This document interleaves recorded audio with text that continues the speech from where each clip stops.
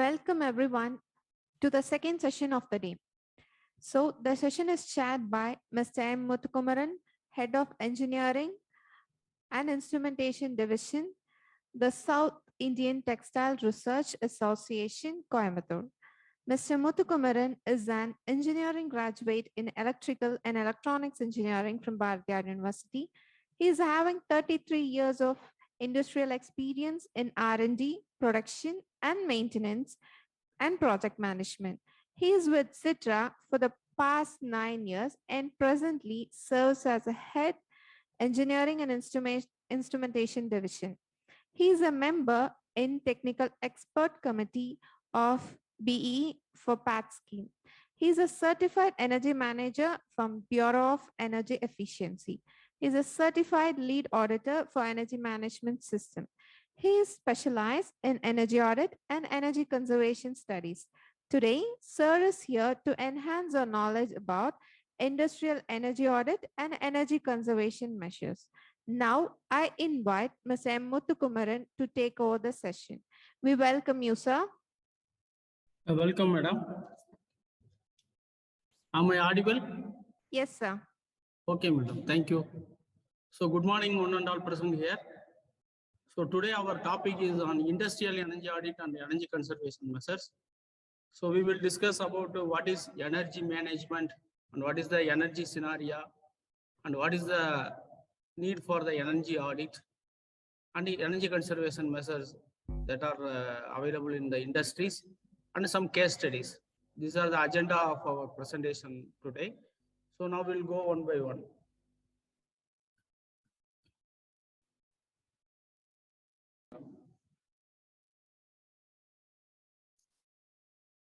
Energy is one of the major inputs for the economic development of any country. So energy is becoming a top operating expenses for any industries. So it is our duty to conserve energy. That is the main objective of energy audit. The global need for energy is increasing about on average of 5 years per every 5 years, 5% per year. So energy content of fuel is expressed in ton of oil equivalent. Normally in our industrial environment, we are using many kinds of energy.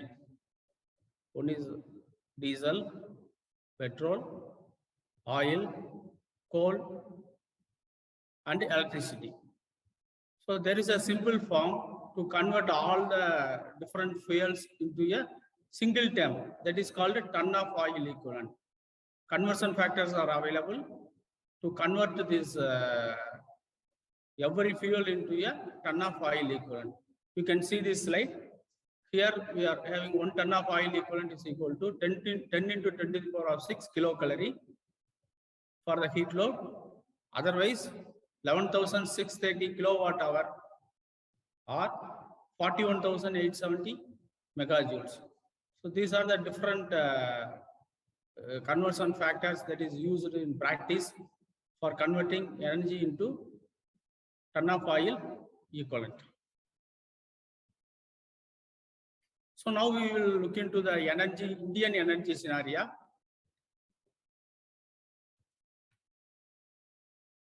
So we have a 17% of world population.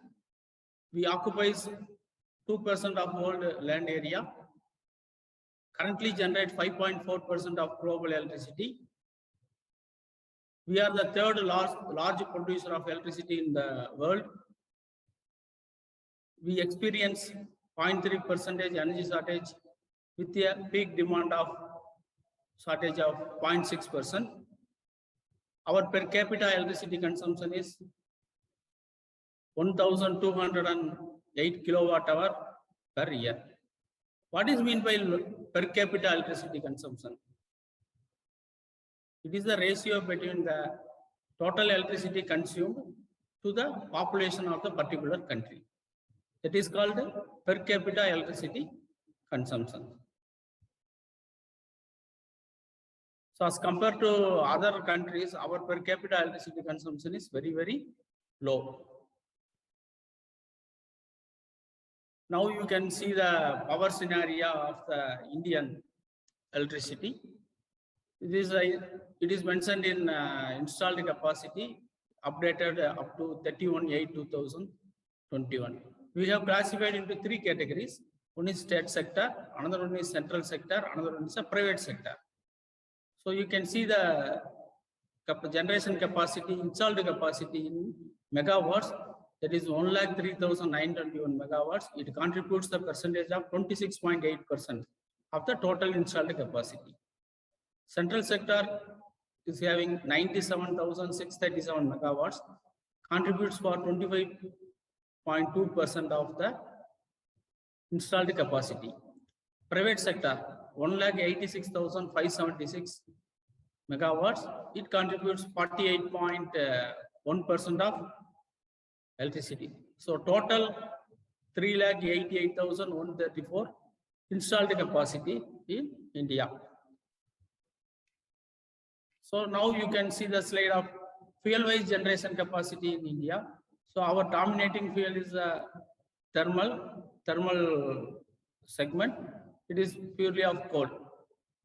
So it is the contribution of thermal is 60.9% with the capacity of 2,34,858.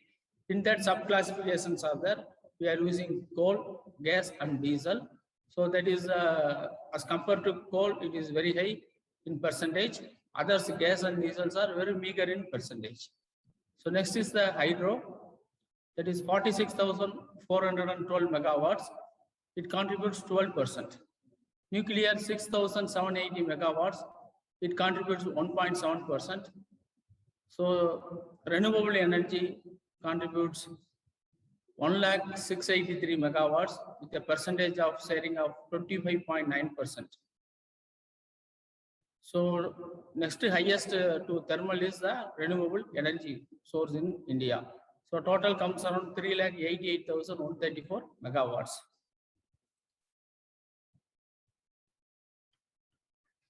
This is the sector-wise electricity consumption in India.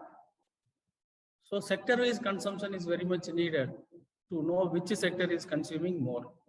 So for here you can see agriculture is consuming 18%, industry is consuming 42%, traction and railways are consuming 1%, domestic 24%, commercial 9%, other energy users are 6%.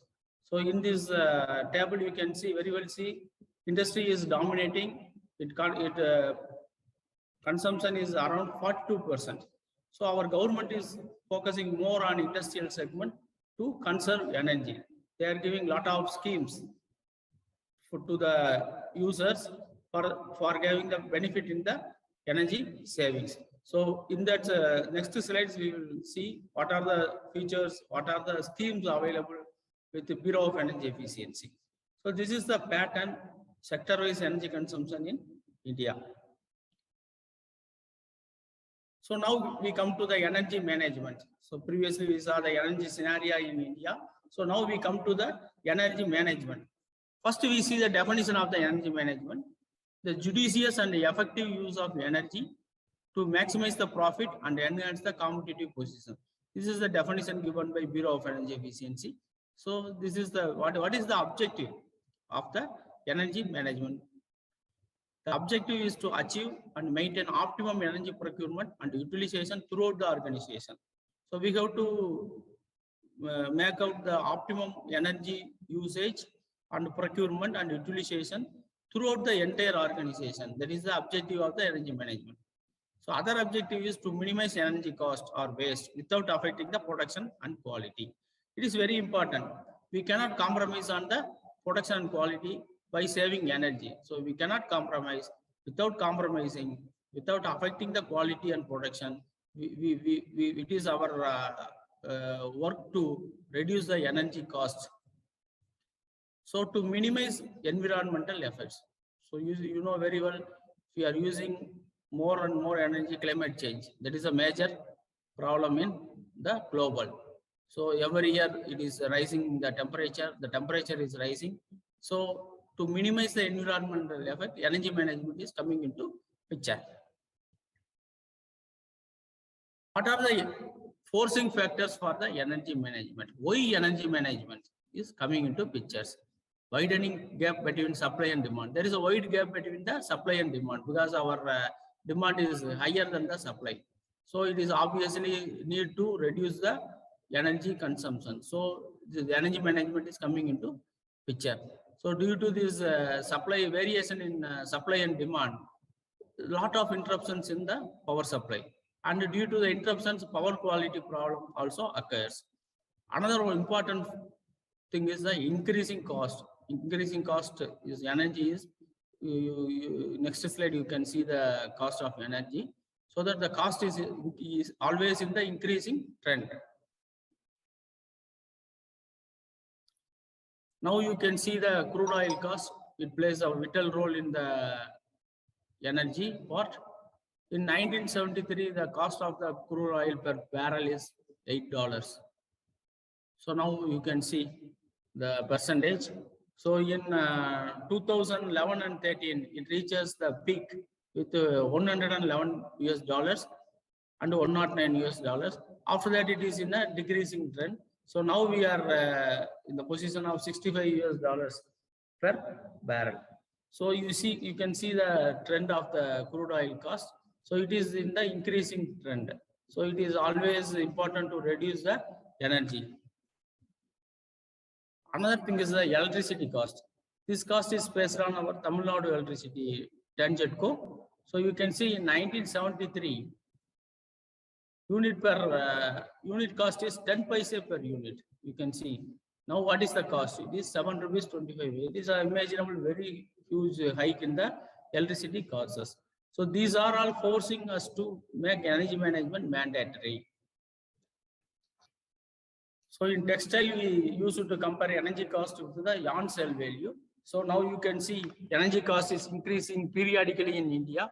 So it is always like our two eyes. One is energy and another one is a pollution. If you are using energy, if you are increasing the level of usage of energy, your pollution level automatically increases. So you reduce the energy consumption, your pollution level automatically decreases. It is like our two eyes.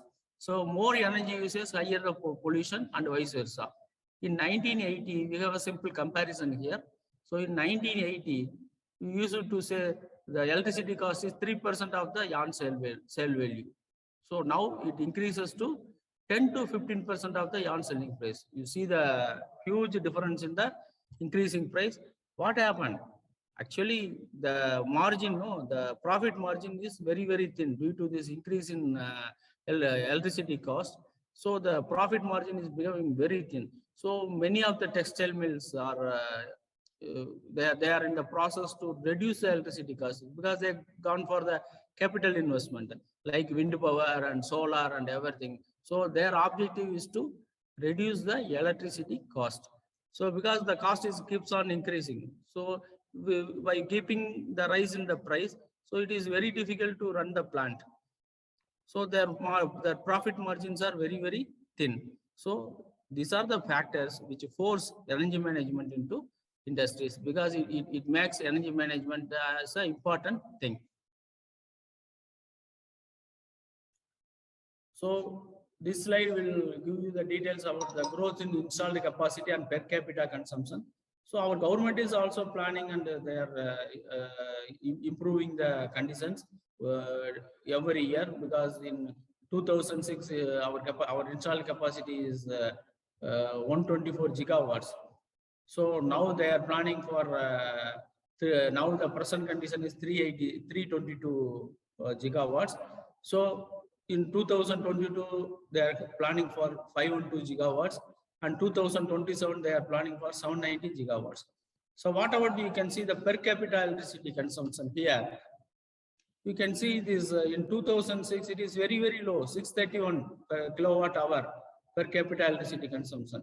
It keeps on increasing, and now it is 1,200.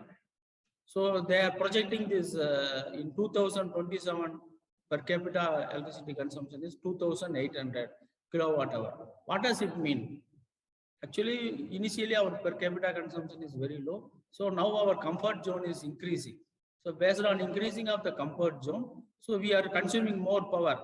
So our per capita electricity consumption is very high. In the future plan of 2027. So here you can see the growth of per capita electricity consumption as compared to other countries in the world. So our per capita electricity consumption is in 2018-19 it is 1122 kilowatt hour.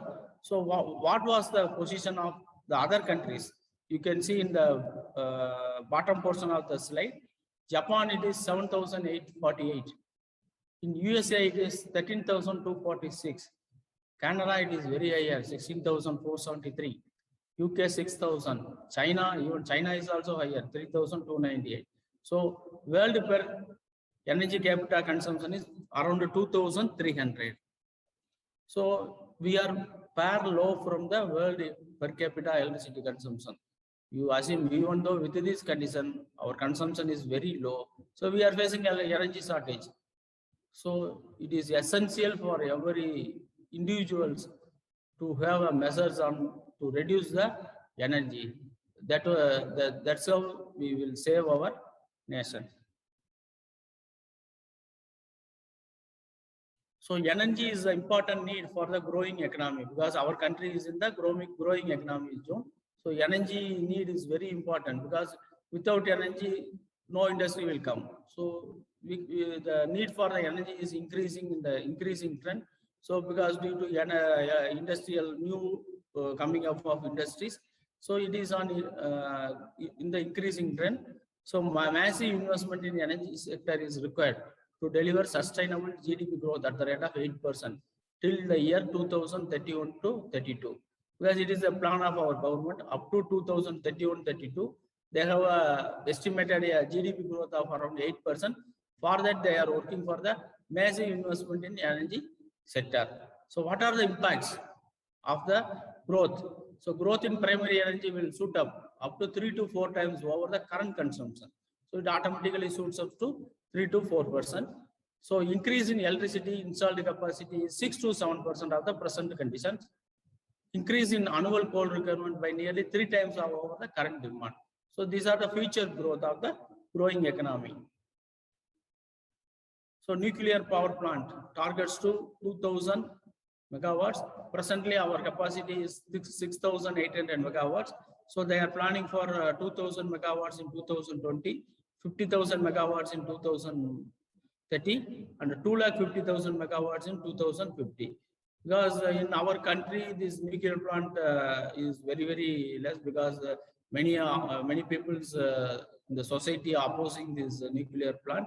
So the installation of the plants are very tough with the government, and it is very difficult for them to complete the schedules as per the that plan.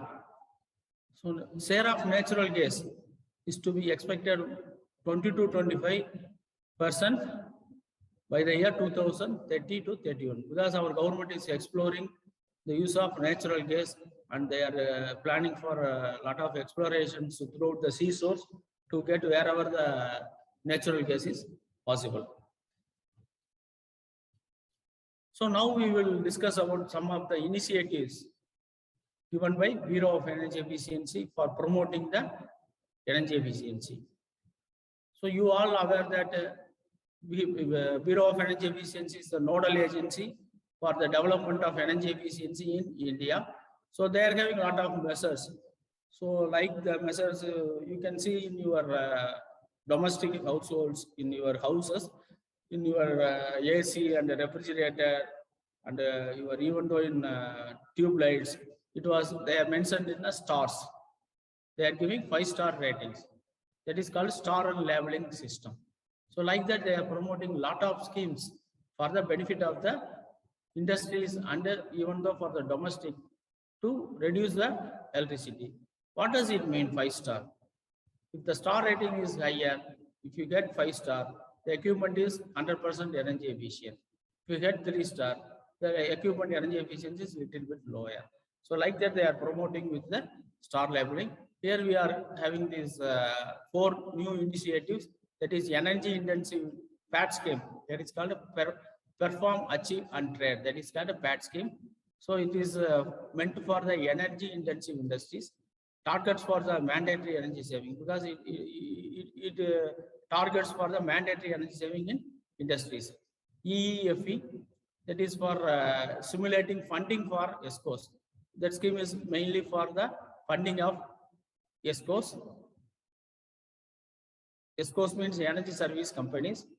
MTEE, that is the energy efficient appliance super energy efficient program. FEED, fiscal instrument for energy efficiency, partial risk guarantee fund, venture capital fund, and public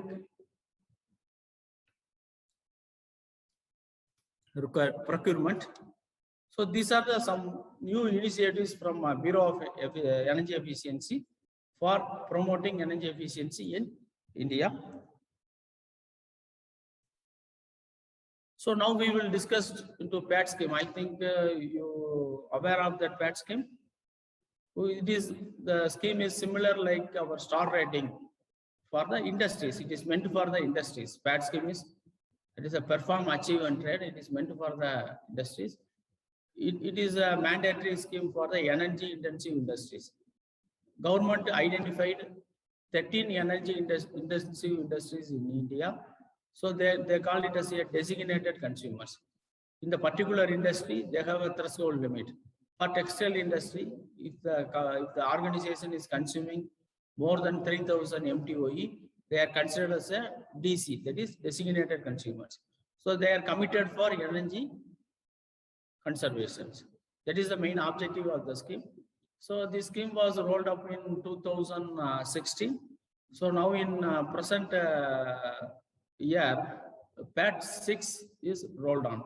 So every year they are rolling up on PAT cycle. So this is the notified sectors, different sectors. As now this slide shows 12 sectors, but now they increased to 2 more sectors. So for this thing, you can see the textile 3,000 MTOE. For aluminum sector, it is 7,500. Chlor and alkali is 12,000 MTOE. It is a energy intensive sectors because they are all consuming 30,000 MTOE. That is for paper, iron and steel, fertilizer, and a cement plant. And even for thermal power also, it is 30,000 MTOE. And in this PAT scheme, they are covering discounts also. All our discounts like TANGEDCO and other people's, no, they are covering it in the PAT scheme. This is the genesis of PAT. So we will discuss what are the details about the PAT scheme. A regulatory instrument to reduce specific energy consumption in energy intensive industries, because they identified the 13 industries as energy intensive industries. In that particular industries, they are giving a threshold value. So their intention is to reduce energy in the particular industry. So in energy intensive industry, with an associated market-based mechanism to enhance the cost effectiveness through certification of excess energy saving, which can be traded. It is purely a trading mechanism. It is purely a trading mechanism that is associated with the market-based mechanism. Because I will explain the details in the next slide. Actually, this PAT scheme was started in 2015. So target they 14-15. They give it as a target year. So what does it mean? This is the concept of target compliance and ESETs. So every industry coming under the designated consumer, they are they have to come into automatically. They have to force for the PAT scheme. If they are entering in the PAT scheme, so they have that government, that is Bureau of Energy Efficiency, conducted baseline audit. So baseline energy audit they will conduct. From that baseline audit, they identified the potential of energy saving in the particular customer, and they allot a target for the particular customer. Okay. So the target period is to achieve the energy saving is 3 years. So after 3 years, they will conduct a monitoring and verification audit. That is we called as a M&V audit. So in that audit, they identify what is the percentage of saving in the particular customer. Suppose if a customer is in the assessment year, they achieved more than the target. So say, for example, they achieved more than 100 MTOE, higher than the target. So they are eligible to get 100 e-certificates from the government. They will trade that e-certificate in the market. That is the option. Second option is, suppose they are not achieved the target. They are below than the target that we mentioned here. The target is less. So what they have to make? They have to procure energy certificate from the market. Suppose they are less of short of 50 MTOE, they have to buy 50 E certificates from the market. This is the market operated trading mechanism to encourage the peoples in the energy intensive industry. So this, I think PAT 1 and 2 and 3, they are in a cyclic manner, because for after 3 years, after the completion of 3 years, they start PAT 2 cycle. After completion of PAT 2 cycle 3 years, they start the PAT 3 cycle. Now the scenario is entirely changed. Every year they are rolling up with a new PAT cycle. So automatically in this 2020-21, they rolled up PAT 6. Sixth cycle is coming. So they identified a lot of DCs, new DCs, and they are committed for the energy saving for the nation.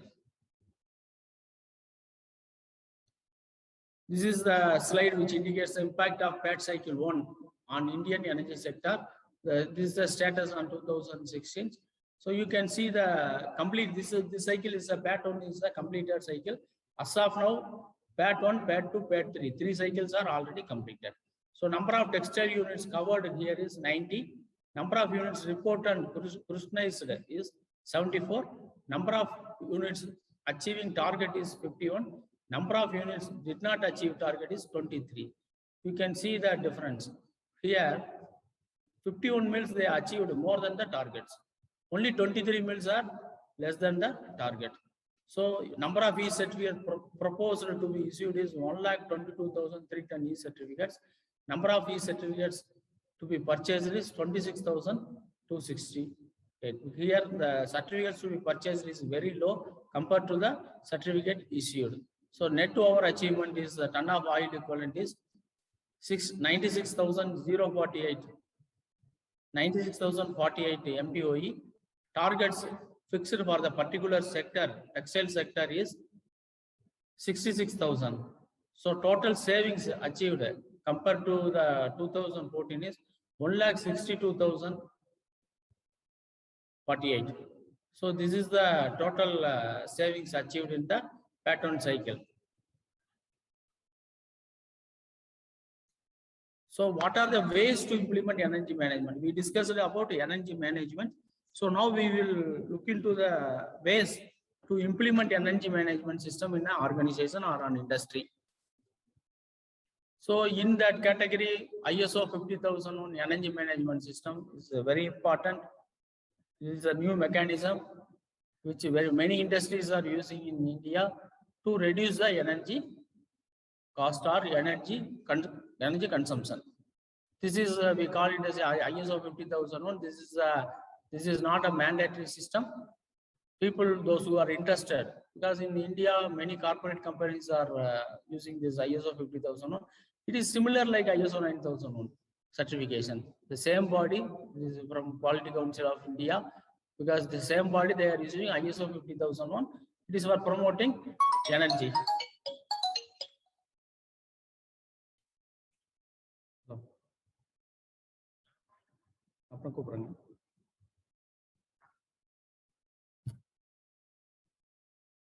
So what is the in ISO 50001? Because it is a PDCA cycle, plan to check and act, that we called as a PDCA cycle. So what is the objective of this particular this thing?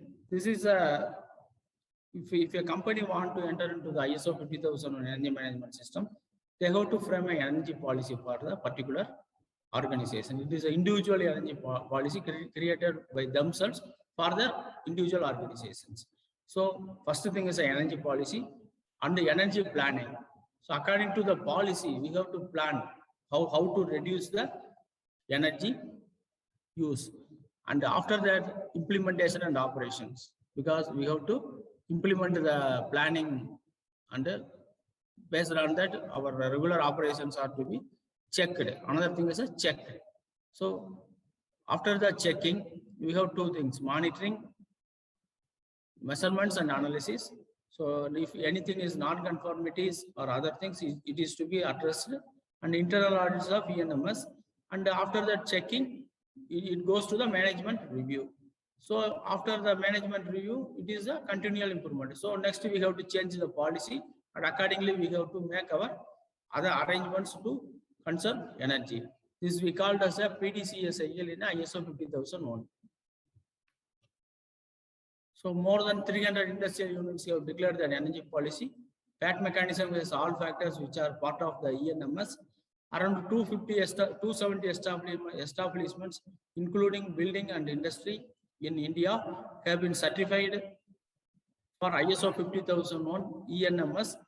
The Delhi International Airport is the first airport operator, and Dahanu Thermal Power Station, Maharashtra, has become the first thermal power station in the world to receive this certification after the publication of the certification in the mid of 2019. So another important factor which contributes for this energy management is the top management involvement. Because top management involvement is very much essential to achieve energy conservation. Because for anything is required, no, cost is involved, finance is involved. So top management involvement is very much needed to get the things set right. So because top management involvement that we call as a corporate management, their involvement is the key factor in the implement of energy management. Another important thing is that you cannot manage what you don't measure. So that is called, we call it as a energy monitoring system. So another important thing is the implementation of energy monitoring system in the particular industry. So because if you want to save energy, you have to measure it. So without measurement, nothing is possible. So your monitoring system is very much essential in the energy management system. So here it is a typical view of the energy monitoring system, because here we are having different types of machines and other things, and different sub-switch panels and different consumption points. So from that you can make different suitable meters, and you can directly connect these meters in the cloud-based system for this monitoring of the particular the energy. Because nowadays it is very common in all the industries, because they are monitoring the consumption of individual machines in the laptop. The particular executive director of the industry, they indicate this machine, please you check that machine is consuming more power. So like that the systems are coming, because previously this is very much costly. So nowadays very cost effective systems are available in the market. So everyone is affordable to use the energy management system. It plays a vital role in the energy conservation. So another important factor is the awareness and training to soft load technician. This is more important, because we have to create awareness in the down level peoples, because down level peoples are the ground force. They are working for the industry, because we have to create awareness on the people. And another important thing is we have to train the people in the soft load technicians. So without training, they will not do anything, because their knowledges are very limited. So we have to train the soft load technicians and create awareness among the people. Another important thing is the teamwork, because energy conservation, it is not a job of individual, because teamwork is required. So we have to motivate the team to reduce energy conservation. In textile mills, many corporate mills, no, they are having this culture. They are following this culture, because every month they are having a meeting, and in that meeting, what they call it as a UKG. They call it in textile.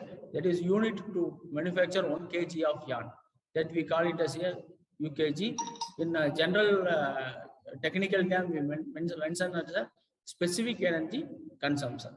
So they will compare the specific energy consumption of the different units, and they will award the unit which is consuming less energy to produce the yarns, because that practice is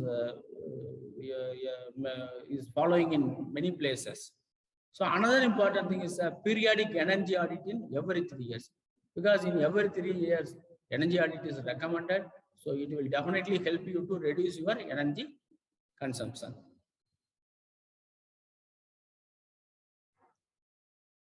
So now we look into two important things, that is words which are used in the energy management system.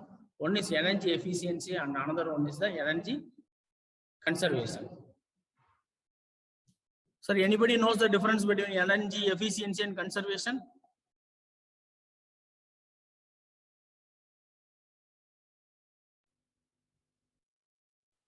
Anyone can unmute and tell, sir. Participants, we request you to interact with the speaker. So energy conservation means what we are saving out of generating. Okay. And energy efficiency means how efficiently we are consuming the energy what is being generated. Efficiently we are. Okay. Thanks for your explanation. Because see here, two terms are very important in the energy management system. So energy conservation is the quantum of reducing the energy in the physical terms. So what we have a definition is energy conservation is achieved when growth of energy consumption is reduced in physical terms. Because in the industry, you can see in the industry, our what is the energy consumption in August? It is 50 lakh units. So what is your energy consumption in September? It is 40 lakhs. So what is your energy consumption is October? So October is not yet over. So we will consider up to this 28th. So our energy consumption is 55. So physically, they are comparing the energy consumption, and they are also compare the production rate also. Both are comparing, and they will reduce the energy in the particular month. That is called the energy conservation. So what is energy efficiency? Energy efficiency is achieved when energy intensity in a specific product or process area of production or consumption is reduced without affecting the output. So here the energy consumption is reduced in the particular area without affecting the output. We can tell good examples here. I will show in the slide itself. Previously we are using incandescent lamp with the 40 watts. Now it is changed to LED lamps with the 9 watts. Because we are getting the same illumination in the same place, but initially the bulb capacity is 40 watts. Now the capacity is of LED bulb is 9 watts. So this is called energy efficiency. So another best example is energy efficient motors. Nowadays IE2, IE3, IE4, IE5 motors are coming. So in India, IE4s are rolling up. So replacing standard efficiency motor with the IE3 motors. So that is called energy efficiency. So now you can see the energy consumption of a modern mill. Because if you are planning for energy management system, so it is very much essential for the individuals to fix a percentage of consumption of the particular industry. Say my industry is a textile mill. So I am here showing the example of a textile mill. So we have different departments in the textile mills. So first we have to calculate what is the percentage of power for the particular department. That is very much essential. Here I can say pre-spinning department. It is contributing, it is consuming 20% of the power. So ring spinning, it is 50% of the power. Auto corner, it is 10%. Humidification plant, 12%. Compressor 6%, lighting and 2%. So like that, you have to make a template for particular industry. Because in textile center, we are the benchmarking for the textile industries. So we create this template for the textile mills.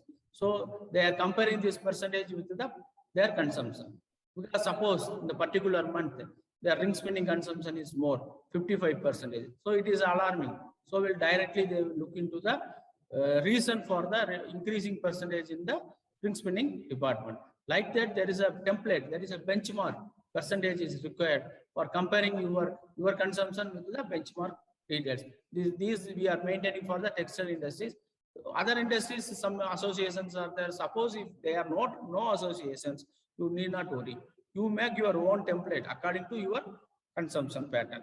So for the previous history, you take the consumption pattern for the 1 year or 2 years. Like that, you mix up with all the data and you generate your own consumption pattern and you make it as a template for your own industry. For every month consumption, you compare the current consumption with the template consumption.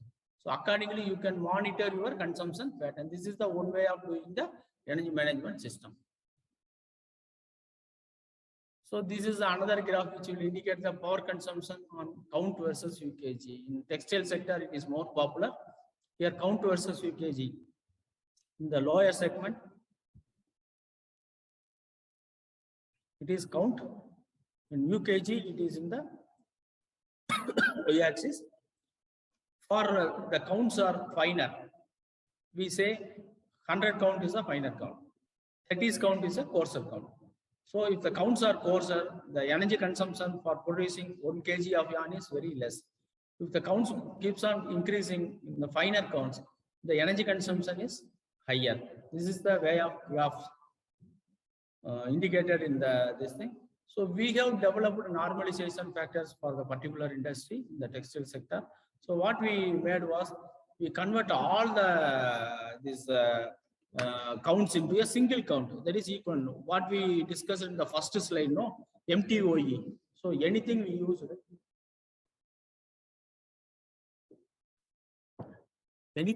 in the energy, we convert into MTOE, whatever it may be, electricity or coal or oil or diesel, anything, no, like that. Whatever yarn you produce, you convert that yarn into 40 UKG conversion. That is a conversion factor we developed for the textile industry. And moreover, it is used throughout India. It is very popular. And even though government Bureau of Energy Efficiency recommended all industries in India, textile sectors, to use our normalization factors for the PAT scheme. So now we come to the main area, that is energy audit. What is the need for the energy audit? 3 top operating expenses. It is one among the 3 top operating expenses, both electrical and thermal. It is a combined together. Energy, labor and material. These are the 3 top operating expenses in textile industry. Now I am discussing on the textile industry. So it is one among the top 3 operating expenses. So it is essential to reduce the consumption. So energy, what is the energy audit? The energy audit identifies the areas where inefficiency and wastage occurs. Energy audit provides benchmarking for managing energy in the organization. So this is the definition given by Bureau of Energy Efficiency for the energy audit. It is defined as the verification, monitoring and analysis of use of energy, including submission of technical report containing recommendations for improving energy efficiency with cost benefit analysis and an action plan to reduce consumptions. So this is the definition given by Bureau of Energy Efficiency. So what are different types of energy audit? One is a preliminary audit, another one is a detailed audit. Third, we can say as a focused audit. So these audit also nowadays coming into picture. So preliminary audits. So preliminary audit indicates, we call it as a walkthrough audit. So if any customer is planning to conduct audit, so first we make a preliminary audit, that is called a walkthrough audit. We visit to the entire plant. So what is the purpose of the walkthrough audit? Because we have to identify what are the areas, what are the equipments available in the particular industries, what are the instruments needed for conducting the energy audit. These are the identification which we identified in the preliminary audit. After the preliminary audit, detailed audit will be conducted, because it varies from different industry. For example, in textile audits, we are not conducting any preliminary audit because we know the textile sector very well. So we know what are the machines available, what are the equipments needed for the particular sector. So we collect the equipment list from the particular customer, and based on that, we will directly conduct the detailed energy audit. Because suppose if I am going to cement industry, so it is a new industry. So I have to conduct a preliminary audit, because based on the preliminary audit, I have to make what are the energy consuming areas and what are the equipments needed for the particular audit. That is a focused audit. What do you mean by this focused audit? Because suppose I want to make my audit in the particular focused area, for example, compressed air only. So that particular focusing area. Another example is the humidification, air conditioning, HVAC systems. So the focus is on the particular area or particular machines or particular department. That is called a focus audit. Nowadays, focus audit is very popular for comparing this comprehensive audit, because comprehensive audit 3 years only. Because people are not waiting for 3 years. Because after the completion of this comprehensive audit, they go for focused audit on the particular areas, so that they can save more energy. What do you energy audit methodology? So what is the methodology used in energy audit? So measuring all energy consuming areas for a particular industry, we measure all energy consuming areas. From that measurement, we establish the energy consumption pattern for the particular industry. So estimate the scope for saving. We estimate the scope for the savings, identifying the areas for implementation. So we have to identify the areas for implementation. Another is the action plan. So for this implementation, what is the action plan? What is the equipment required to implement the energy saving aspects? So normally this base level implementation, we call it the low cost, medium cost, and high cost. People always prefer for low cost only. So even in our audits, we are giving that energy saving measures in our report. Only the payback is less than 2 years. Because if it is more than 2 years, it is not attractive. People are not at all interested. So people always prefer to go for low cost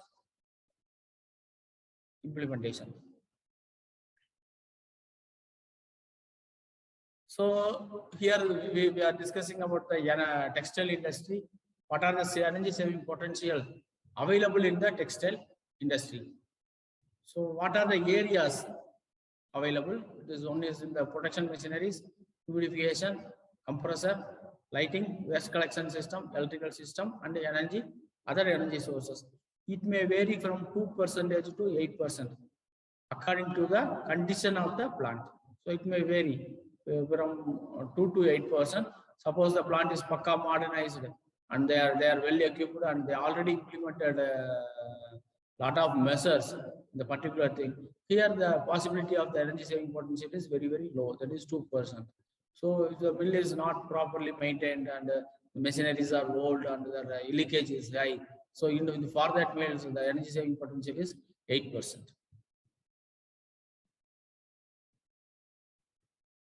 This is some energy efficiency standards which is used in the industry.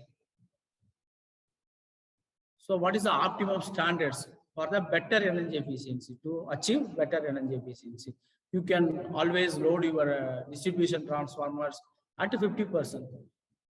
You may ask a question, why sir I should load 50%? There is a slide in that. From that slide you can very well understand. Because in 50% efficiency loading only, you can attain maximum efficiency. So the machine will work. If you are loading 100%, the machine won't disturb, it will work, but your efficiency deteriorate. So LT cable self losses is 0.75%. It is the international standard. 0.75% is allowed. If it is more, your cable loss is more than 0.75%, it is recoverable. What is the loading of the induction motor? You should load between 60 to 85%. That is for optimum efficiency. If you are loading less than 60%, it is inefficiency. If you are loading more than 85%, it also inefficiency. In industry, people are using capacitors to control the power factors. So capacitors also consuming some power. So it is the self loss of the capacitors is 1 watt per kVAr. Somebody are using capacitors with a series choke. So they call it as a D-tuned capacitors. In that the self-consumption is 2 watts per kVAr. So inverter load, 80%, because it is not related to energy efficiency standards. It is for the better performance of the inverter. Inverter self-loss is 3%. it is I want to clarify one more thing. Suppose somebody is saying, if you put inverter, you can save energy. So nowadays this practice is going in everywhere. People are coming, they are saying, sir, please you put inverter, you can get energy saving. Please precaution and you take caution on that, because inverter itself consuming 3% self loss. Suppose if you are adding inverter, it consumes 3% of the power. Suppose your saving potential is 15%, then only your payback will be attractive. Otherwise, if your saving potential is meager 5%, don't put inverter. It consumes 3%, only you are getting 2% energy saving. That is your payback period is very high. And for servo stabilizer, it is better to load less than 80%. It is also the safety point of view. And for servo stabilizer self loss, it is less than 2%. So it clearly indicates it consumes 2% power. So wherever is required, in that place only you put servo stabilizer. If it is not required, suppose for high sensitive electronic instruments, you can connect with the servo stabilizers. If it is a three-phase supply, there is no need for this sensitiveness and other things, electronic instruments. Please you give a normal supply with the proper protection in your powerhouse. That is more than sufficient. Otherwise, it leads to the energy loss. What are the opportunities for energy saving in the industry? So these are the areas what we are covering in our energy audit. First option is transformer loading or transformer losses, because we have to minimize the transformer losses. Another one is the reactive power management, capacitors. That is the cable loss analysis, motor loading, lighting system, power consumption in various machines, optimization and humidification. Here all these things are pertaining to the textile industry. So optimization in humidification plants, compressed air system, and specific consumption analysis in particular department. These are the opportunities of energy saving in any industry, because these are common. Only the variation is in textile humidification plants are coming. For other industries, it is very different. There is no such plant in the other industries. So otherwise, remaining things are same, common for all the industries. So about Chitra energy audit. So we are doing energy audit for the past 38 years. Okay. We are approved by TNEB, KSEB, JEDA, Bureau of Energy Efficiency, and PCRA. We completed more than 1,000 audits in India and abroad. So ours is a team of energy management professionals packed with the BAE accredited energy auditor, certified energy auditor, and managers. Ours is always having a team of engineers, because normally other people are doing energy audit with a single person. They are named as a consultant. So here we are not doing this single person. We have different teams for textile, mechanical, and electrical experts. And we are a member in the technical expert committee in PAT scheme for the textile sector. We are equipped with all sophisticated instruments backed up with advanced software. This is the advantage of Chitra energy audit. So now we will see into the industrial energy audit. What are the areas? Now this we are going to see the energy audit in the electrical system. What are the areas we covered in the electrical system? One is the transformer loading. So electrical power distribution analysis, what are the losses? Reactive power management, how to maintain capacitors in good conditions. We measure all the rating of the capacitor. Suppose if you are having 100 kVA capacitors or 50 kVA capacitors, what is the present measurement of rating? Suppose the capacitor is only giving 50 kVA capacitor is only giving 30 kVA capacitor. So it is immediately the duty of the engineer to replace the capacitor, because in many mills they are in unseen conditions, because they are kept in anywhere, and they will look into the picture only when the power factor is low. So this periodical checking is required. So in our audit we are covering this. And cable loss analysis, it is normally the standard says 0.75% is allowed. So suppose it is more than 0.75%, it is recoverable. So we measure all the machines loading of motors. So because improper loading is there, for the motor loading is between 60 to 85%, it is optimal.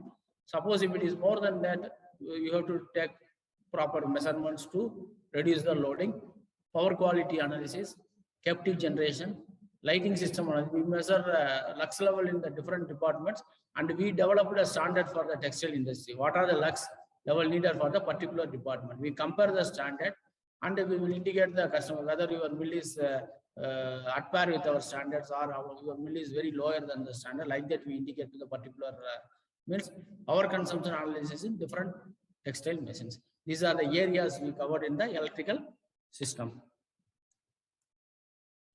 Scope of energy audit in mechanical system. In mechanical system for a textile mill, we covered a compressor and a humidification system. In humidification system, we covered a heat load analysis, plant capacity measurement, plant motor loading, pattern of temperature and RH, distribution of supply and exhaust system improvement. And another important area in any industry is the compressor air leakage. Because normally in energy audit, we say that compressor audit is like a gold mine. If you are doing compressor air audit in anywhere in any industry, every time within 3 months or within 2 months, you will get a good saving potential. So we always use it to say it is a gold mine. So everywhere, because people are more focusing on the protection, they are not focusing on the particular leakage arresting and everything. And moreover, it is always better to remove the particular tubes and other things, fittings and everything. They removed and they replaced with a new one. That is more appropriate. Using the old components, it will work for another 10 to 15 days. After that, it starts leaking the components. So it is always better to make new fittings for the existing leakage arresting. Capacity analysis, air leakage study, pipeline layout, and compressor loading. In compressor, because we are doing FAD measurements for the industries, there is free air delivery, we call it as a compressor flow measurement. So we replaced hundreds of compressors in textile industries after making this FAD delivery. Because in FAD delivery, the compressor is rated for 500 CFM, assume. But in FAD delivery, after our measurement, we found that it is delivering only 400 CFM. But the power is consuming for the 500 CFM. So after our study, we advised the mill to replace the compressor. So the payback is very, very attractive, less than 1 year. So many mills replaced hundreds of compressors in the textile industry by using our FAD study, because compressor flow analysis. We are having sensors for measurement up to 5,000 CFM. This is scope of energy audit in textile system. This is analysis of all machineries available in the textile industries, suction optimization, and the ancillaries which are used in the machine. That is a spindle, ring, tape, belt drives, and other things. So specific energy consumption, they will calculate the specific energy consumption. We call it as a UKG. You need to produce 1 kg of yarn. So standards for the existing machinery and the equipment setup. These are the areas covered in the textile system. Now we will see some of the case studies. Here you can see the case study. This is the transformer loading chart given by the manufacturers, not made by Chitra. Because you can very well see the transformer. There are 4 categories. One is 25% loading, another 50%, 75%, 100%. What is the percentage of transformer? If it is a 25%, it is 99.1. If it is 100%, it is 98.7. If it is 50%, it is 99.2. So we always recommend the people to use capacitor load transformer loading up to 50%. It will give optimum efficiency. So one more thing you have to see this, because the transformer is the equipment which handle total power for the industry. If you are saving 1% here or 0.5% here, your saving will be very huge in the industry. This is another case study for the loading of transformer, because in the particular mill, we have 3 transformers, but 3 transformers loading patterns are different. We mentioned as a before and after. Before it is 19,536 units. So after that it is 25,000, 35,000. So we are after our audit, we are loading of the particular transformers are slightly altered. So we make the loading in a uniform way. This is a 25,000, 25,000, 29,000. Like that, we made it. After that, the total units remain same: 20,296, 20,491. So this, 80,296. So this is the units. We provide meters in the secondary side and primary side. So losses is 1795. Here the losses, you see the losses is 1344, because losses are drastically reduced. Here the percentage of loss is 1.64. Here the percentage of loss is 2.14. Here what is the difference? So this is only 0.5 percentage. What is the units saved? Total units saved per day is 451 units per day. It accounts for 12.62 lakhs per annum. This is a very small saving, but the quantum here, no, you can see this 12.61, because people are mainly focusing on the production, because these areas they are not at all focusing. Because what we done was we only alter the loads of the transformer pertaining to the high load transformers to the lower one. We slightly shuffle the loads. After this fabrication, that is alteration of the loads, you can get a saving of around 451 kilowatts, 451 kWh units per. And this is another case study where the transformers are kept at an inefficient location. You can see the difference, because this is the area, transformer area, and this is your MV panel. From that they are having this thing. This mill they have road and everything, because they are putting it in the long way. The cable length is greater than 60 meters. So what is the thing? Because they are using cables from this transformer yard to the MV panel. The losses and other things are given in the next slide. So the cable length is 60 meters. So we measured by voltage drop method, the loss is calculated. We measured 2.14% drop, and the loss is 1.92 lakh per unit per year. So what is the standard says? Standard says the loss will be 0.75%. So total unit after this 0.75%, the total unit saved is 1.25 lakh unit. The cost per annum is 8.75 lakhs.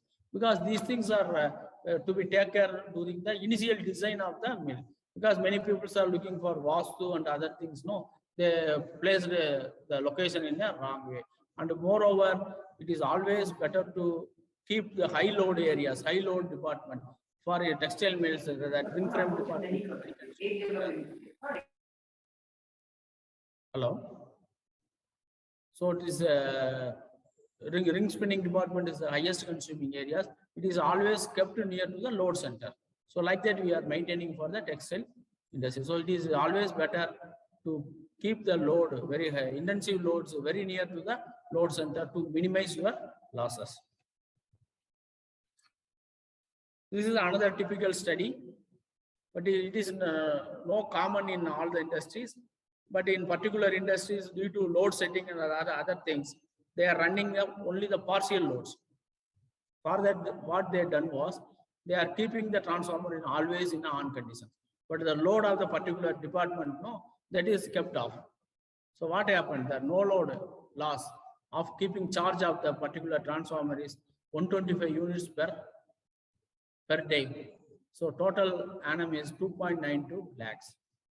So if you are not running the load, better you isolate the transformer itself. So it saves energy.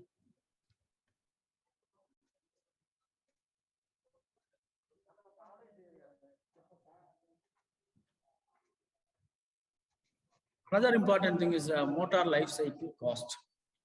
So we are giving importance always to the cost of the motor. Here the picture shows the life cycle cost. What is the purchase cost of the motor? It will comparing the life cycle cost. The purchase cost is only 2%. So we are giving our importance only for the purchase. Suppose if the motor is 50,000 rupees, so we are negotiating with the people and get the best price for the procurement during the procurement of the motor. But what is the actual fact? It contributes only 2% of the running cost. What is the maximum contribution? It contributes 97.3% on energy cost. So in that point, we have to clearly see what is the maximum energy level, what is the maximum energy efficiency motor, that to be addressed here. Because it is important always to select energy efficiency motor by buying little bit higher amount on the procurement. So it is always recommended to go for a high efficiency motor. What is the rewinding cost? Only 0.7%. So here I want to say one more thing. How many times you can rewind your motors? Is it advantage to rewind the motors 5 times, 10 times? No. For every rewind, your efficiency will deteriorate by 1%. So it is always better to rewind motors for 3 times. After 3 times, you better keep the motor as a standby and you procure new motor. This is the case study of IE3 motor replacement. This is both are 22 kilowatts. Both are similar size, similar frame size. Consumption per hour is 20.37. After replacing these IE3 motors, the consumption is reduced 18.62. Here, 1.75 units per hour. So for this 1.75 units, the unit per that 8,000 hour operations, we put 6 rupees per unit, 84,000. Cost of the new motor is 77,260 only. So the payback is less than 1 year. So it is always recommended to use energy efficiency motors in the place of standard motors, standard efficiency motors. And here I want to mention one more thing. In compressor area, people are giving motors which are heavy duty motors. But normally you have to consider that motor because, for example, for compressor, 37 kilowatt motor is the rated speed, which is the nameplate was sticked as a 37 kilowatts motor. But it is consuming 41 kilowatts continuously. So people are asking, sir, it is running 41 kilowatts. So it is totally wrong because the particular manufacturers are cheating you. Because they are giving higher frame size motor with higher capacity and they are putting nameplate with the lower rating of the particular motor. But actually at the time of sales, they will say our rated motor is 37 kilowatts. What our normal practice, we calculate the motor consumption, everything and the rated speed with load factor. So their per day consumption is very less. So what happened after installation? They found the capacity is 41 kilowatts. It is running at 41 kilowatts. People are smartly, they are saying that, sir, our motors are heavy duty. We have a service rating and it should work on the continuous basis. There won't be any problem. But the concept is wrong because for continuous rating, it is not advisable to use the lower capacity motors. Because for 4 kilowatts, what is the unit? Per 8,000 hours, 8,000 units. 32,000 units. What is the cost for that? Because we are losing the money. So now we saw the importance of energy audit and other some case studies. Now we will see the energy audit instrument. What are the instruments used for the energy audit? This we called as a power analyzer. This is the important instrument to measure power. This is the instrument. This we called as a current clamp. This we call as a CT, current transformer. We call it as a current clamp in the local language. This is a DC clamp. This is a AC clamp. This is another type of power meter. Previous one is for measuring the 3-phase power. This one is measuring the single-phase power. Here also this is we call it as a CT, current clamp. So this is an electrical measuring instruments. It is used for the measurements of voltage, current, frequency, power, kVA, kVAR, power factor, THD, power factor, power quality parameters, inrush current and unbalanced voltage. So what are the precautions required for the particular measures? To avoid short circuits and potentially life-threatening hazards, never attach clamp to the circuit that operates more than maximum rated voltage or the bare conductors. You never put the clamp in the bare conductors. You should always put the clamp in the cables, not the direct wires. And you can use a right capacity cable for measuring 1000 ampere, 800 ampere cable current. You put 1000 ohm CT. Instead, you put 100 ohm CT, your current clamp will be damaged. While using the instrument, always recommended to use rubber hand gloves, safety suit to avoid electric shock. Not use the instrument when hands are wet. This is the lux meter. This is used to measure the lux level of the particular lights. Illumination levels are measured with the lux meter. It consists of a photocell, which senses the light output, converts electrical impulses, which are calibrated as lux. This we call as a Van anemometer.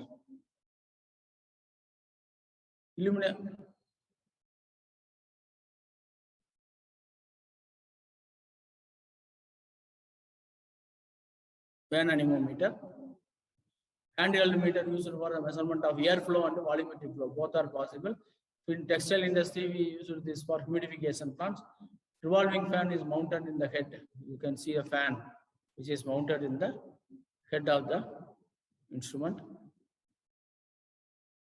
Revolving fan is mounted in head. Read the air passing in measure the length of time. Fan and display setup indicate air velocity and other related parameters. That range is 30 meter per second. This is the thermal imager. I think many of you know about the thermal imager. Thermography is the use of infrared light imaging and measurement camera to show and measure the thermal energy from an object. Thermographic cameras allow us to see what our eyes cannot. Here we can see some of the images captured in the thermograph, because here you can see a motor shaft. This shaft is a misalignment, because due to this misalignment, overheating is occurred in the shaft. It is indicated in the picture. That red area, that indicates the temperature is very high. It is more than 40 degree, 45 degree centigrade. This is another example of a PCB, because a particular component is getting heated. So it will indicate which component in your particular board, because in the running machine, we cannot touch each and any individual components while running. So with this thermography, we can very well use the pictures to read and locate which IC or which component is heating up. This is another location of wires. The right hand side, this is the particular panel board. You can see very well which component is heating. This is a loose connection example. This is the view of a running motor.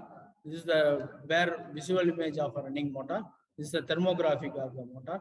As you can see in the end cover and the fan cover areas are getting heated, so it indicates the particular color. Another one is ultrasonic leak detector. So this ultrasonic leak detector is used to detect the leakage coming out from the compressed air. So it will indicate which place is leakage is occurring. So it is used to check leakages of high pressure air. The turbulence created by the air through the small hole generates ultrasonic sound. It is designated to locate the source of ultrasonic emissions generated by air leaks. The bar display LED panel displays the leakage level. Frequency response is 20 kilohertz to 100 kilohertz. So it is used to quantify the energy leakage.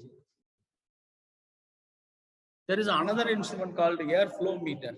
So it used to quantify the flow. Suppose in the ultrasonic leak detector, it indicates which area is leaking.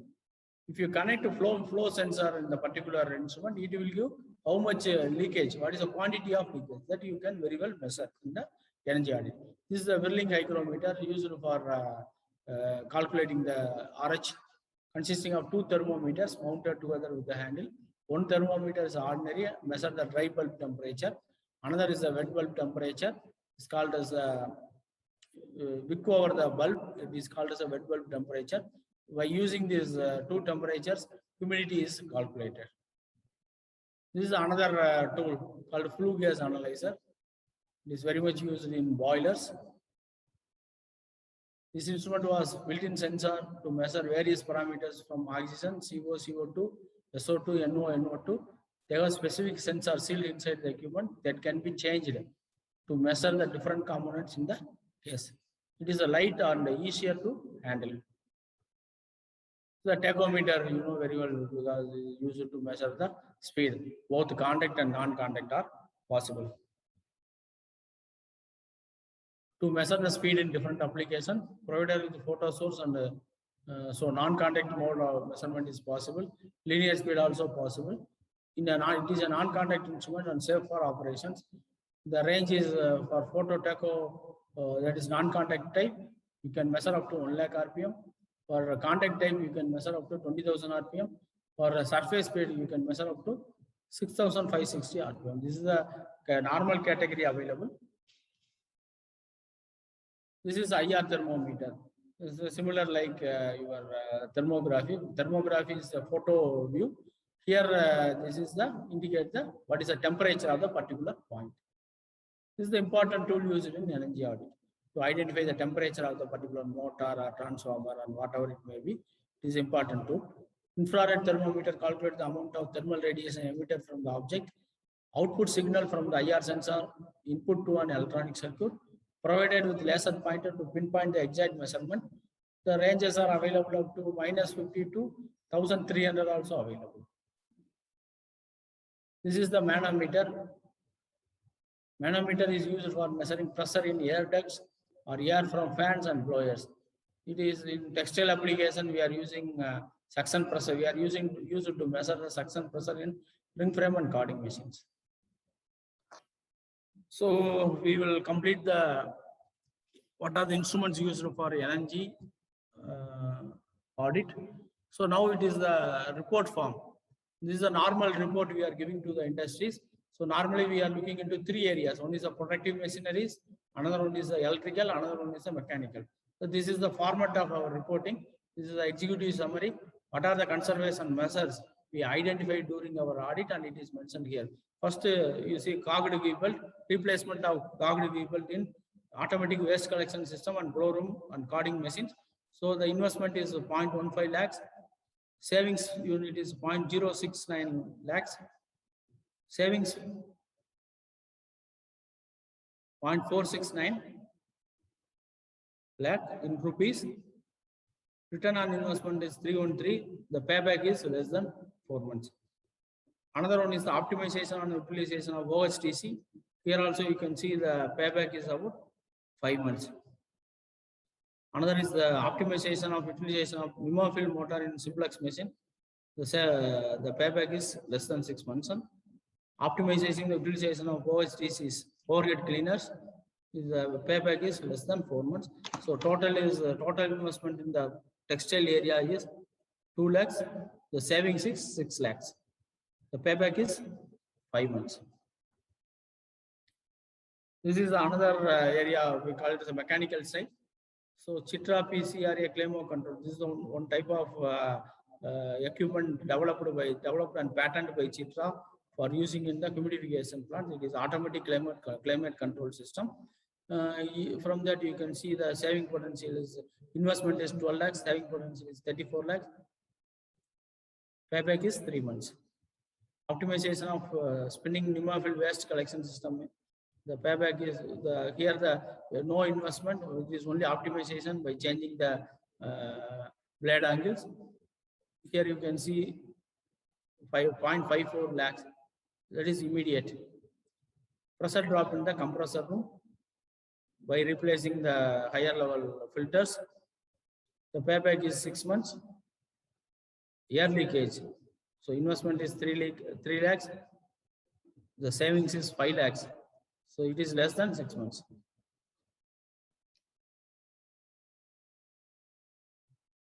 This is in the electrical area. So here you can see the investment is capacitor addition. The investment is 1.95 lakhs. Savings is 1.37 lakhs. It is 1.5 years.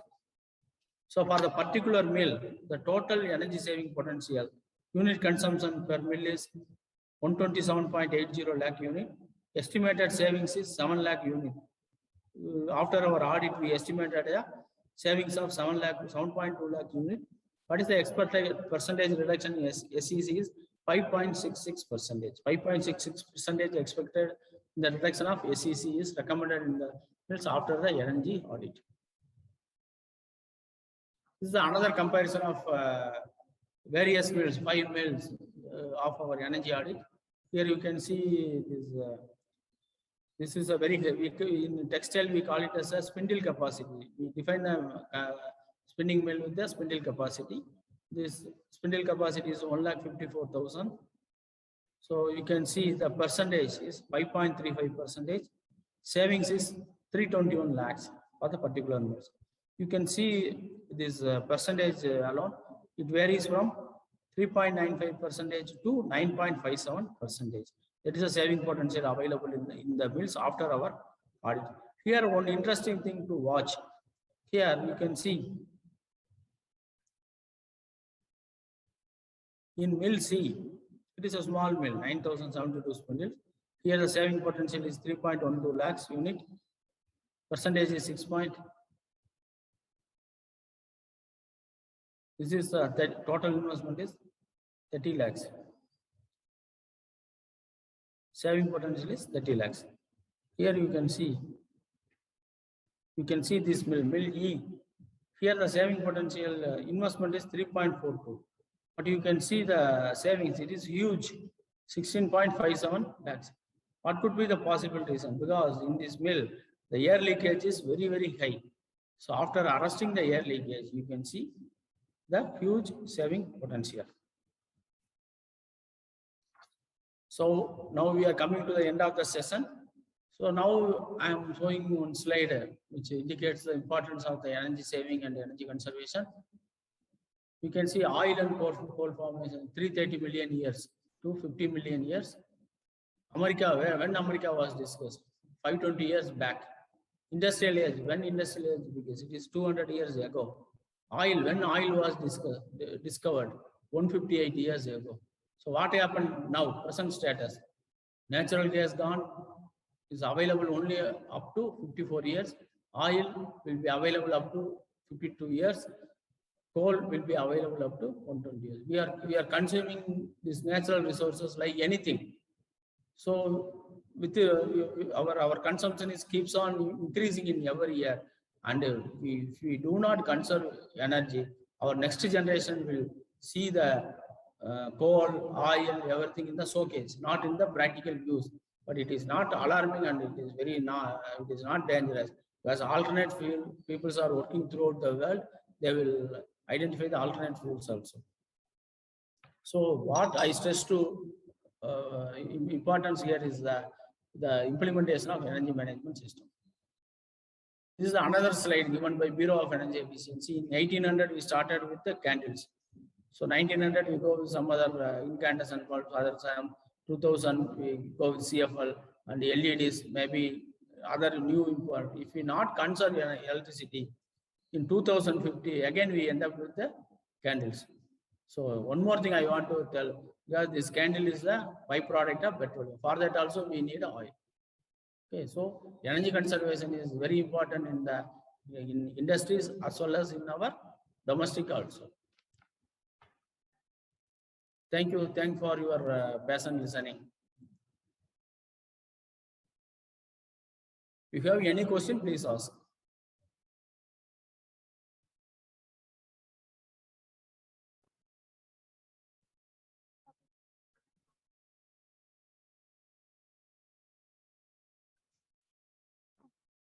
So we have a question from Shivanandam. Can Yeah. you please elaborate how energy audit can be done by motor loading analysis, ensuring not affecting the performance? What are the parameters we take for analyzing? Sir, the way to check this is the power meter is required. You load the power, you measure the power of the particular motor, and you can calculate your loading percentage from the motor. What is the rated load and what is the present load? So based on the load, you can see the efficiency cannot be measured in the direct method because you need a test bench to measure the efficiency. So practically and In laboratory, it is clearly proven that your motor, if you refer the motor curve of the manufacturer, it will work on full efficiency within your load, that your loading percentage is between 60 to 85%. So if your loading of motor is more than 85%, definitely the percentage of efficiency will be deteriorated. So like that, you can easily identify, and you can, because normally it is very difficult to maintain 85%. So some cases, based on the loads, it may go up to 90%, 92%. But please, it is very cautious. You don't run the motor more than 95%. So definitely you will lose the efficiency.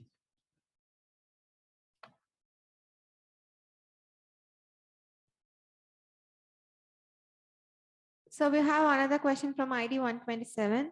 Is there any training given by Citra for the energy auditor exam conducted by BEE? No, madam, we are not providing any training for energy auditor exams.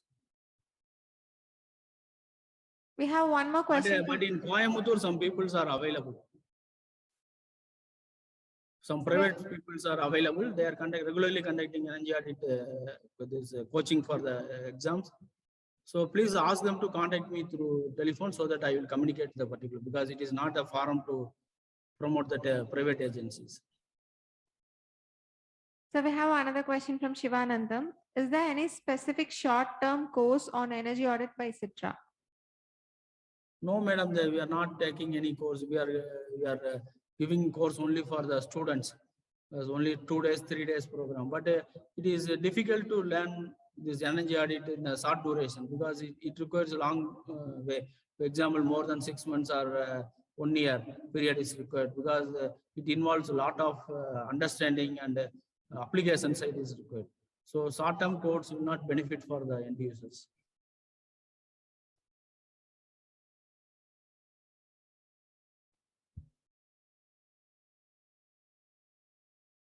Good afternoon, sir. Thank you very much. I am myself Mahendran, sir. Thank you, sir. Thank you. For kind acceptance, and today you are available for the delivering the vast presentation regarding this energy auditing.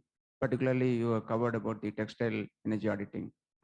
So I have one query, sir, before Yes, finishing this structure. Is there the Green Co concept is still following all the industries, sir? Green Co. 3O. Green Co, the green company concept, that is the energy auditing includes all replacement through renewable energy technologies, like that it is going on? Yes.